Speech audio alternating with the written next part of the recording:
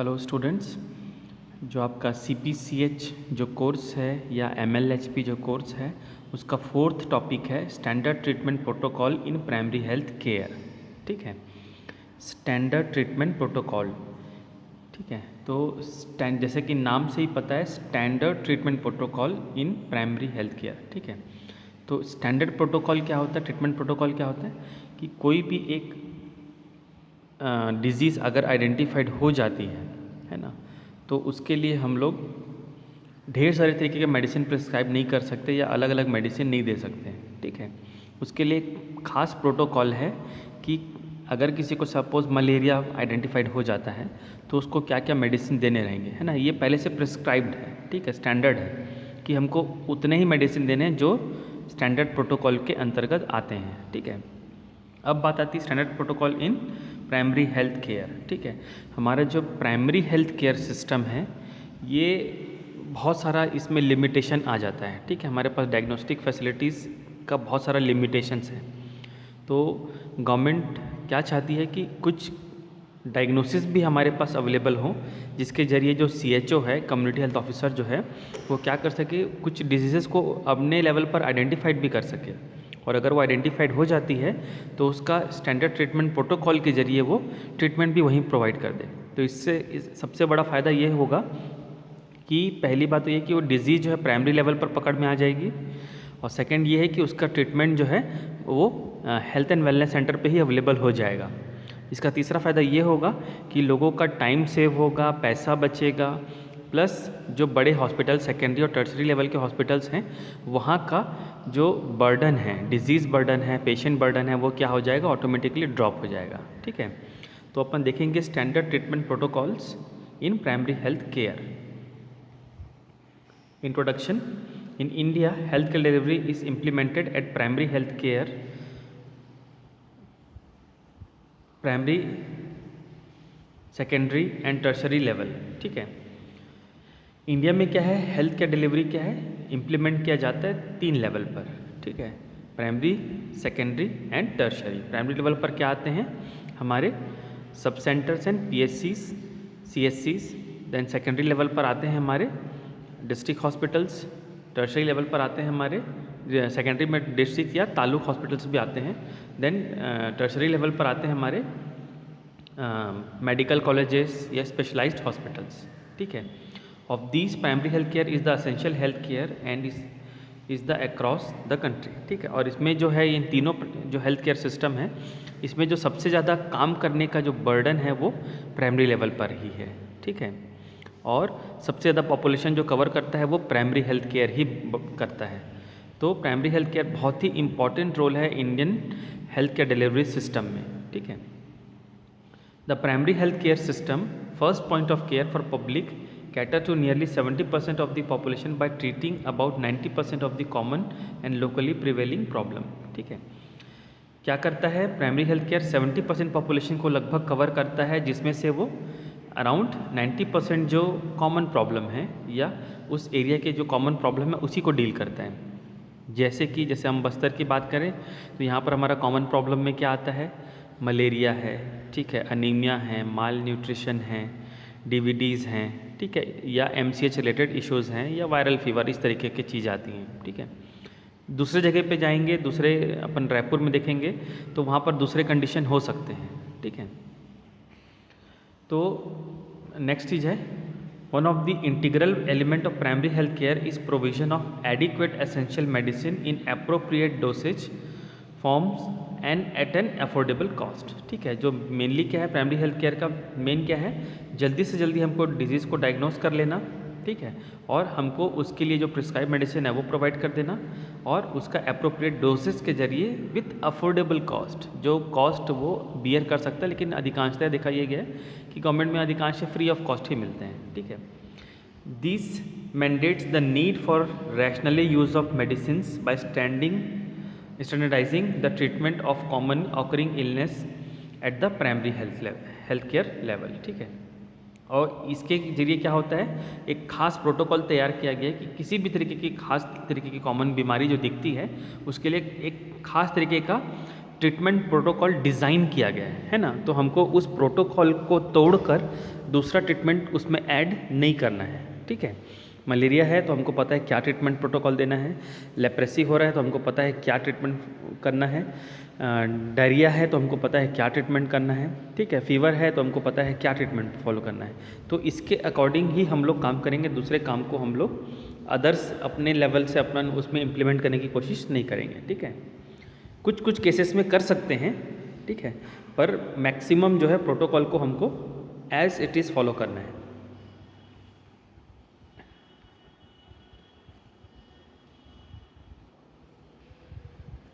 Next,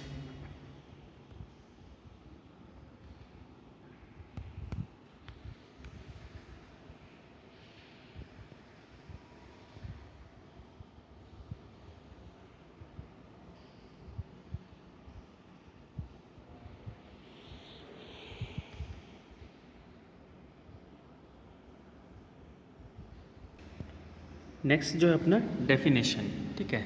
standard treatment guideline का definition बीच में थोड़ा सा इंटरप्ट हो चुका है, कुछ कारण से मोबाइल हैंग हो गया था। यानी डेफिनेशन अपन देखते हैं स्टडी का, ठीक है, STG का। Standard treatment guidelines has been defined as a systematically developed statement design to assist practitioners and patient in making decision about appropriate health care for specific clinical circumstances, ठीक है।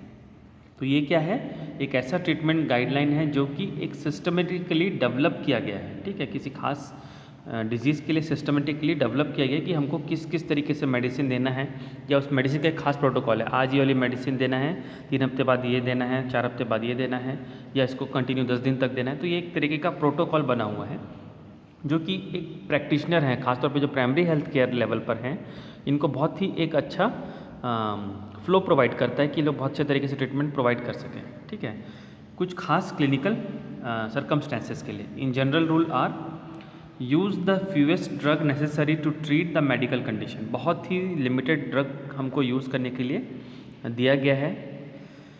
Then choose cost effective treatment, हमारा जो आमतौर पे अगर हम लोग अगर ट्रीटमेंट के लिए जाएं डॉक्टर के पास बाहर में क्लिनिक्स में, तो लोग इतनी सारी दवाई लिख देते हैं कि हमको हज़ारों रुपए की दवाई पड़ती है, ठीक है, जबकि हमारा काम बहुत कम दवाइयों में भी हो सकता है। अब इसके पीछे कई प्रकार की फार्मास्यूटिकल कंपनी का चालाकी भी हो सकता है, जिसके कारण से लोगों को बहुत ज़्यादा पैसा देना पड़ सकता हो, ठीक है। तो कॉस्ट इफेक्टिव ट्रीटमेंट भी हमको इसके पीछे चलाना है। Then use formulary drugs from local and national formularies, ठीक है, जो आमतौर पे हमको क्या करना है, अपने जो फॉर्मुलरीज ड्रग हैं, जेनेरिक ड्रग हैं, उसी को यूज़ करने के लिए ज़्यादा एनकरेज करना है। Give first, second and third line drug when appropriate, ठीक है। आप सभी को पता है ड्रग क्लासिफिकेशन में first line drug, second line drug, third line drug है, ठीक है। तो जब अगर जो पेशेंट है वो फर्स्ट लाइन ड्रग में ट्रीट हो सकता है, तो हमको फर्स्ट लाइन ड्रग को ही पहले चूज़ करना है, ठीक है। ऐसा नहीं होना चाहिए कि हम लोग डायरेक्टली मान लो कि एक पेशेंट आता है वायरल फीवर से, हम लोग उसको सीधा तुरंत, वो बहुत ही सटल कंडीशन में है, हम उसको तुरंत दे देते हैं हाई एंटीबायोटिक, है ना। तो हमको अगर पैरासीटामॉल में वो ट्रीट हो सकता है तो हमको वहीं तक ही ट्रीटमेंट करना है, ठीक है। तो हमेशा पहले हमको स्टेजेस वाइज जो ड्रग है, लाइन वाइज, उसको चूज़ करना है। Then provide dose and duration, contraindication and side effect, ठीक है। और इसमें क्या है, हमको उनको पूरा एक्सप्लेन भी करना है कि इसका ड्यूरेशन कब है, कॉन्ट्राइंडिकेशन क्या हो सकता है, साइड इफ़ेक्ट क्या हो सकते हैं, ठीक है। तो डेफिनेशन क्लियर है आप लोगों को। STG क्या है, एक सिस्टमेटिकली डेवलप्ड स्टेटमेंट डिज़ाइन है जो कि प्रैक्टिशनर्स के हेल्प के लिए है और पेशेंट के लिए कि वो डिसीजन ले सके कि उनके लिए कौन सा मेडिसिन करेक्टली यूटिलाइज किया जा सकता है। Then advantages of treatment guidelines, STGs, ठीक है। जो STG है, ठीक है, इसके कई प्रकार के एडवांटेज भी हो सकते हैं और बहुत सारे केसेस में इसमें डिसएडवांटेज भी देखने को मिलता है। तो अपन लोग एडवांटेजेस देखेंगे। पहला है कि पेशेंट के लिए क्या एडवांटेजेस है। STG offers a number of potential advantages for the patient, health providers, supply managers and health policy makers. The potential benefit of introducing standard treatment include the following. पहला है पेशेंट के लिए consistency among prescribed, reduced confusion and increase compliance. ठीक है, ये क्या करता है, पहले से ही प्रिस्क्राइब्ड है तो हमको किसी भी प्रकार का कन्फ्यूजन क्रिएट नहीं करता है, प्रैक्टिशनर के लिए भी पेशेंट के लिए भी। तो अगर हम पेशेंट को, आप लोग देखे होंगे ना, गवर्नमेंट की अगर कोई मेडिसिन होती है, टीबी की मेडिसिन है या मलेरिया की है या तो फिर लेप्रेसी की है, तो अपन देखते हैं कि कितने अच्छे तरीके से उसमें अरेंज वे में दिया रहता है और पूरी तरीके से लिखा रहता है कि पहली गोली इस दिन आज ये लेना है, फिर वो गोली के नीचे लिखा रहेगा टैबलेट के नीचे कि 3rd डे में 7 डे में कौन सा लेना है, फिर 3 दिन बाद क्या लेना है। ठीक है, तो ये सब चीज़ बहुत ही अच्छे तरीके से होता है जो कि कन्फ्यूजन पेशेंट के लिए नहीं रहता है। ठीक है, then most effective treatment prescribed. ठीक है, बहुत ही इफेक्टिव ट्रीटमेंट रहता है जो उसके लिए दिया जाता है, क्योंकि एकमात्र गवर्नमेंट के साइड से प्रिस्क्राइब यही मेडिसिन है जो उस प्रोटोकॉल में आता है। Then improved access to drugs if drugs are prescribe only when needed. ठीक है, उनका असेस बढ़ जाता है, लोग उसको ड्रग को चाहते, मान लो कोई आप प्रैक्टिशनर के पास जाते हो मेडिसिन लेने, तो कई बार आप लोग को ये हुआ होगा कि आप मेडिसिन लिखा है दवाई डॉक्टर, आप जाएंगे तो उसको मेडिकल स्टोर में खोजते रहेंगे, नहीं मिलता है। ठीक है, तो ये क्या है, आसान असेस है। उसको हाँ लेप्रेसी है तो उसको एक मेडिसिन का किट दे दिया गया है, यही उसका ट्रीटमेंट है। ठीक है, then minimising adverse drug reaction and other drug related. ठीक है, और ये पूरे टेस्टेड मेडिसिन हैं जो कि एडवर्स इफ़ेक्ट्स को मिनिमाइज करते हैं, तो ये पेशेंट के लिए बहुत सारे एडवांटेजेस लेके आता है। अब प्रोवाइडर्स, मतलब कि जो उनको मेडिसिन दे रहे हैं उनके लिए क्या एडवांटेज उसमें मिलता है। ठीक है, तो पहला चीज़ अपन देखते हैं इसमें, gives expert consensus on most effective economical treatment for a specific setting. ठीक है, एक बहुत ही कंसाइज जो है, मतलब कि एक बहुत सारा हमको इसके पीछे मेडिसिन के पीछे भागना है, टेस्ट के पीछे भागना नहीं है, एक खास टेस्ट किए हम लोगों ने किट के जरिए, मलेरिया मिला हम ये दे दिए, तो बहुत ही कंसाइज फॉर्म में अपन को ये ट्रीटमेंट दे रहे हैं जो कि इकोनॉमी के लिए भी क्या है, बहुत ही इफेक्टिव है, और उसको इधर उधर पेशेंट को जाने की ज़रूरत नहीं है ना, उसी सेटिंग पे ही काम हो जा रहा है। Then provider can concentrate on correct diagnosis, और जो हेल्थ केयर प्रोवाइडर्स है यहाँ पर कौन है, CHO है। ठीक है, तो वो क्या है, करेक्ट डायग्नोसिस यहाँ पर कर सकते हैं। ठीक है, आगे अपन लोग देखेंगे कई प्रकार के डिजीज़ के लिए क्या क्या डायग्नोसिस उनको CHO को ट्रेन किया गया कि क्या क्या डायग्नोसिस वो लोग कर सकते हैं। ठीक है, provides a standard to assess quality of care. ठीक है, और गवर्नमेंट के साइड से अप्रूव्ड प्रोटोकॉल्स हैं तो डेफिनेटली की क्वालिटी अश्योर करता है।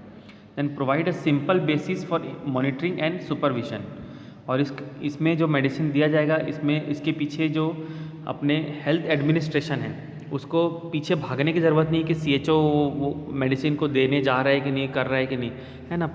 CHO ने मेडिसिन को दे दिया है पेशेंट को, अब वो आराम से अपने से ले सकता है। ठीक है, तो बहुत ज़्यादा मॉनिटरिंग करने की ज़रूरत नहीं है। Then minimizing liabilities of the health care providers, और इसके पीछे जो हेल्थ केयर प्रोवाइडर्स हैं इनका लाइबिलिटीज़ या लेना देना इसमें बहुत ज़्यादा नहीं होता है। ठीक है, मेडिसिन दे दिया, आपकी ड्यूटी ख़त्म हो गई यहाँ पर। ठीक है, कि वो दवाई ले रहा है कि नहीं ले रहा है, अब वो पेशेंट का काम रहेगा। ठीक है, देन है advantages of STGs for supply management staff. ठीक है, जो सप्लाई चेन में जुड़े हुए हैं। ठीक है, उसमें देखते हैं क्या है, performance standard for drug supply, there should be sufficient quantities of drug available for the most common treated problem at different level of the health care system. ठीक है, मेडिसिन अगर देखा जाए तो हर साल गवर्नमेंट स्टैंडर्ड ट्रीटमेंट गाइडलाइन निकालती है जिसमें ढेर सारे तरीके के मेडिसिन के लिस्ट होते हैं, ढेर सारे।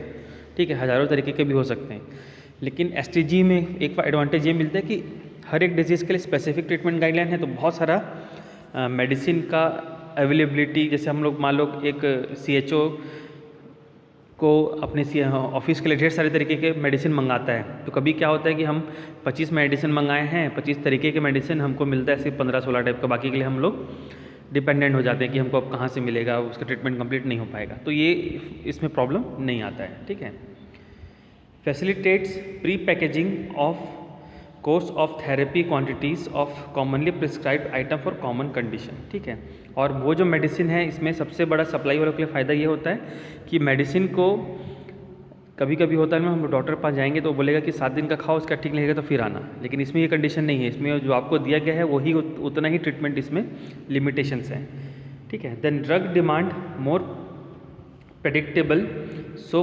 फोरकास्टिंग मोर रिलायबल, ठीक है। हमको पता है कि ड्रग डिमांड कितना लगभग हो सकता है पॉपुलेशन वाइज या केसेस वाइज, तो उतना ही नीड हम लोग देंगे। नहीं तो क्या होता है कि बहुत सारे जगह पे डिमांड नहीं रहती है, सप्लाई बहुत ज़्यादा होती है दूसरे ड्रग्स की, और वेस्टेज बहुत होता है ना। तो सीधी सी बात है, सरकारी पैसा का बर्बादी भी होता है, तो ये सब चीज़ इसमें नहीं होगा। Then enable effective maintenance of inventory control, inventory भी बहुत अच्छे तरीके से मेंटेन किया जा सकता है। और पॉलिसी मेकर मतलब जो हमारे हेल्थ एडमिनिस्ट्रेशन में सबसे टॉप मोस्ट हैं, ठीक है, उन लोगों के लिए क्यों ये फ़ायदेमंद है। Provide a method to control cost by using drug found funds more efficiently, ठीक है। तो पॉलिसी मेकर लोग क्या है, जो ड्रग के लिए पैसा गवर्नमेंट के साइड से जारी किया गया उसको इफेक्टिव तरीके से इसको दिया जा सकता है। Services as a basis to assess and compare quality of care, ठीक है। इसकी सर्विसेज भी आसानी से असेस की जा सकती हैं और इसकी क्वालिटी को भी आसानी से कंपेयर किया जा सकता है। Then development and implementation of a single set of standard treatment can be vehicle for integrating special program at the primary health care facilities, ठीक है। अगर किसी भी प्रोग्राम को हम लोग इंटीग्रेट लेवल पर लाते हैं, मतलब कि रिफाइंड लेवल पर लाते हैं, तो उसके लिए बहुत ही एक्सपर्टाइज की ज़रूरत नहीं पड़ेगी, बल्कि एक कॉमन CHO भी वहाँ पर इस चीज़ को कर सकता है, क्योंकि उसका ट्रीटमेंट एक प्रिस्क्राइब्ड पहले से है, ठीक है। Enable to achieve regulatory control over illicit spurious then counterfeit drugs at all level. अगर किसी भी प्रकार का कभी कभी शिकायत आता है कि इस डिस्ट्रिक्ट का जो ड्रग है वो घटिया क्वालिटी का था, या बेकार था, मिलावट वाला था, लो क्वालिटी था, है ना, या मिस ब्रांडिंग था, ये सब का कंडीशन इसमें नहीं आता है, ठीक है। देन है minimizing legal issues over procurement marketing of life saving drugs, ठीक है। और जो विवाद हमेशा चलते रहता है कि कई प्रकार के लीगल इश्यूज आते हैं, ख़ास तौर पे उसका टेंडर निकालना पड़ता है, फिर उसका टेस्टिंग करना पड़ता है, ये सब चीज़ें नहीं होंगी। अगर इंडिया ने एक लेवल पर अगर इसका ट्रीटमेंट कर लिया है, मेडिसिन प्रिस्क्राइब कर दिया है, या स्टेट लेवल पर मेडिसिन टेस्ट कर लिया है, प्रिस्क्राइब कर दिया, तो वही चीज़ को पूरे स्टेट में बांटा जा सकता है, ठीक है।